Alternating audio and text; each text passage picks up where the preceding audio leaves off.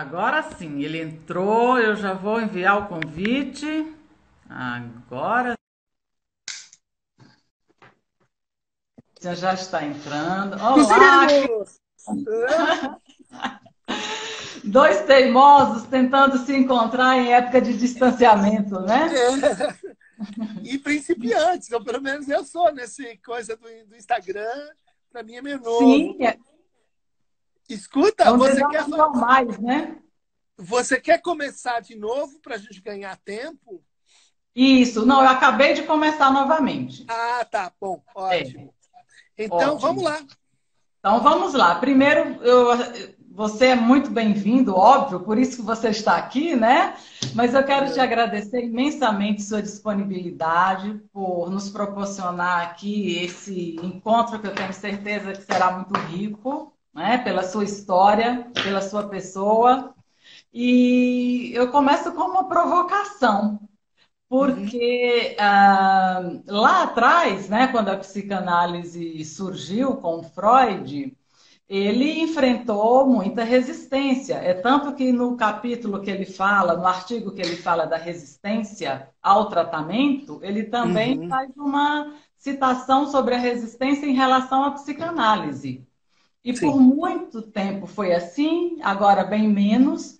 Mas o que eu observo nesse momento da pandemia é que a psicanálise está sendo muito requisitada pela mídia, pelos espaços, entre aspas, alternativos. Inclusive, você é uma pessoa que está sempre disponível, né, para ajudar nesse sentido. E tanto se quer ouvir sobre a psicanálise, e afinal, o que é psicanálise?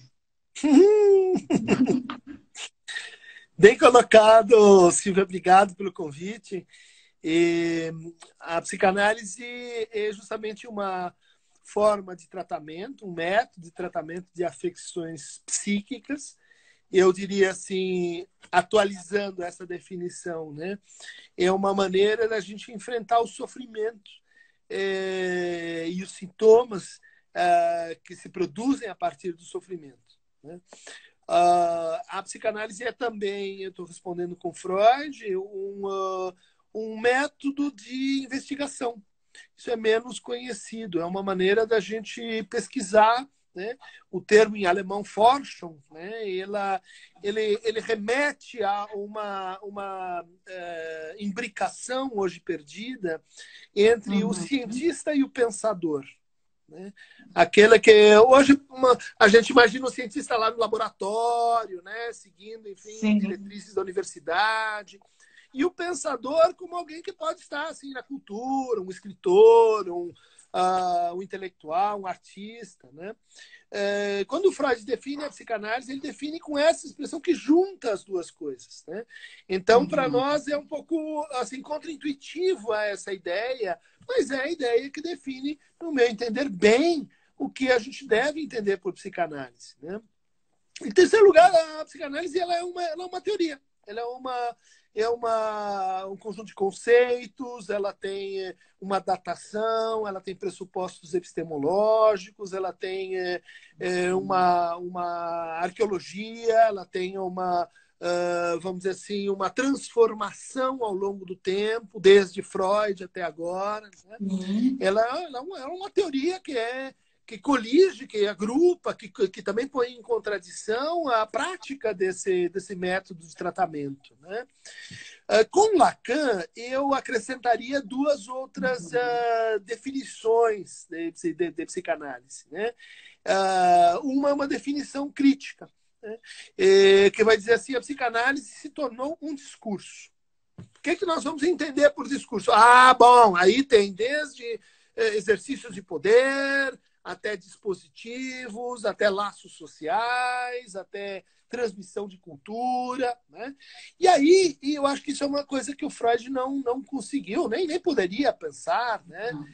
Que é o fato de hoje a psicanálise participar dos dispositivos de subjetivação, pelo menos os dispositivos de subjetivação do Ocidente. Né? Uhum. Então, a nossa subjetividade ela já é formada a partir também do discurso, nesse sentido, psicanalítico. No cinema, no teatro, nas novelas, na literatura, E isso tem inflexões, francamente, assim, ideológicas e críticas. Tá? Sim. A psicanálise, quando ela sai do nível conceitual e ela vai para o nível do discurso, ela começa a aprender uma diversidade de psicoterapias, de programas de tratamento, de inflexões discursivas que, às vezes, de fato, estão muito longe do que a gente, como psicanalista, considera propriamente a psicanálise. Né? Então, por exemplo, essa é a acepção que um autor como Foucault vai dar para a psicanálise. A psicanálise são os efeitos, né, dos conceitos, das práticas, das políticas empregadas pelos psicanalistas desde que Freud inaugurou essa conversa. Né? E uma quinta definição, que eu acho bem interessante, que de certa forma contrabalança essa ideia da psicanálise como um discurso, e a psicanálise como uma ética. Então, é basicamente por isso que a gente assim não se vê como parte da psicologia, como parte das práticas profissionais organizadas, regulamentadas pelo Estado, porque esse compromisso, esse tipo de regulação envolve uma forma de ética talvez não inteiramente articulável com a ética da psicanálise. Né? Quer dizer, uma ética que põe pela primeira vez no centro da conversa o desejo humano. Né? Não a utilidade, não a razão, não os interesses, não o bem, não o mal, simplesmente o desejo humano. Né? O desejo naquilo que ele tem de inconsciente. Então, a psicanálise ela tem várias acepções. Né? Em cada caso, a gente tem fronteiras diferentes, a gente tem oposições diferentes. E uma particularidade, além de tudo que você falou, né, o que distancia, de uma certa forma, a psicanálise de outras correntes psicológicas, além do inconsciente, a implicação do sujeito, né? E que torna pelo menos um período da análise muito duro, né? Ao contrário de uma coisa de buscar se evitar um sofrimento, uma ideia de uma eliminação imediata de um sintoma. Sim, eu acho isso é um pressuposto importante da psicanálise, mas se a gente for olhar, ele não é exclusivo. Né? Tem outras práticas que estariam conosco nessa presunção, que é mais ou menos a seguinte, né? Nas nossas formas de sofrimento, nos nossos sintomas, está em jogo uma verdade. Ou seja, há uma perda não, vamos dizer assim, ignorável, quando a gente diz assim, isso só está a mais, isso está como um defeito do sistema, isso pode ser eliminado sem prejuízos. Tá? A experiência de sofrimento, a experiência de sofrimento, a experiência com sintoma, ela convoca um sujeito, como você está dizendo. Né? Por quê? Porque nesse saber há uma suposição de que ali tem um sujeito e que esse sujeito é capaz de enunciar algo sobre sua verdade, sobre a verdade do seu desejo. Né? Acho que isso dá uma potência, né, muito distintiva para a psicanálise em relação a outros discursos, né? Discursos adaptativos, discursos que vão confrontar o sofrimento com outras éticas. Né?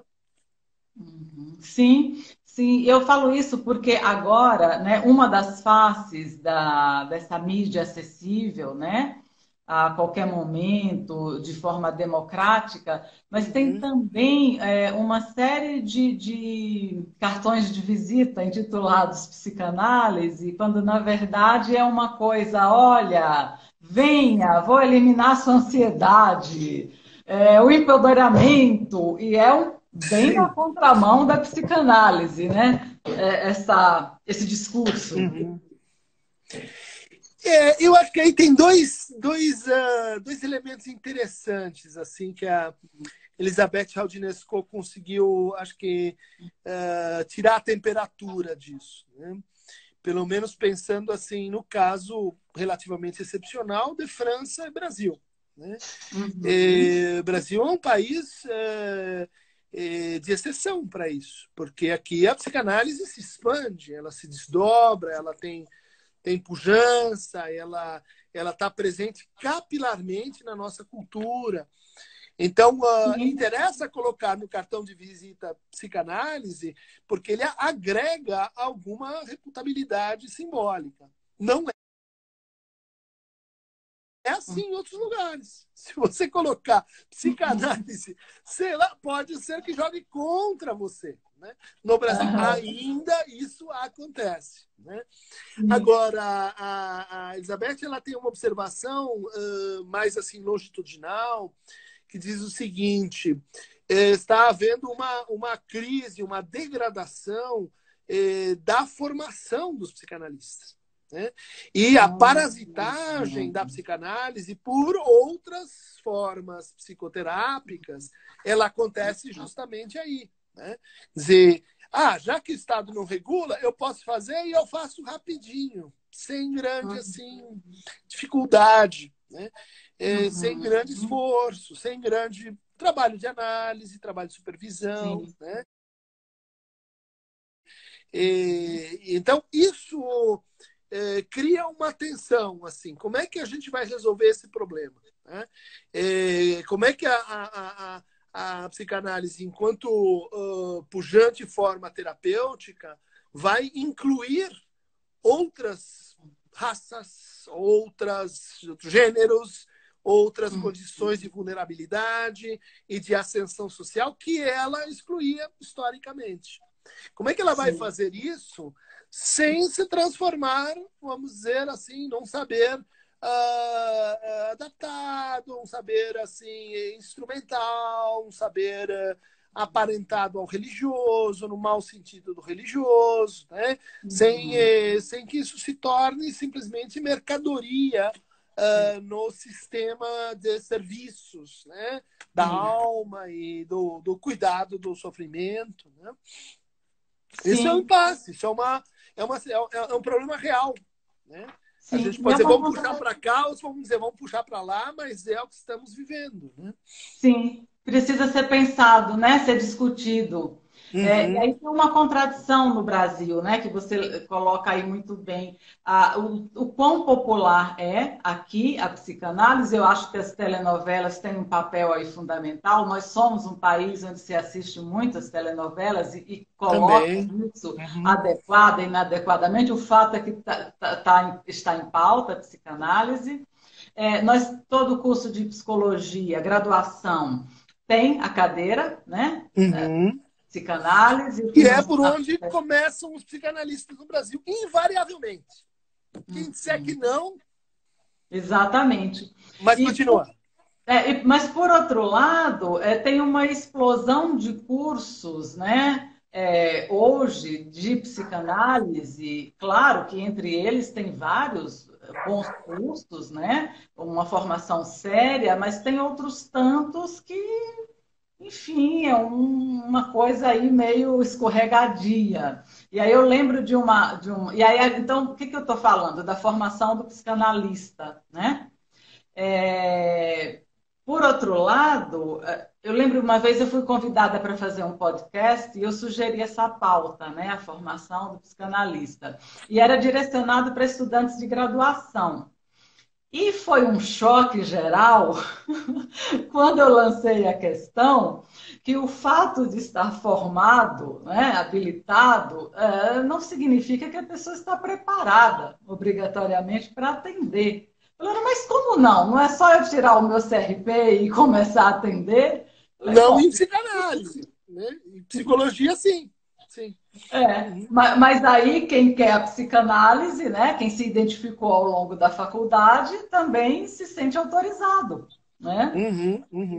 E aí é que está.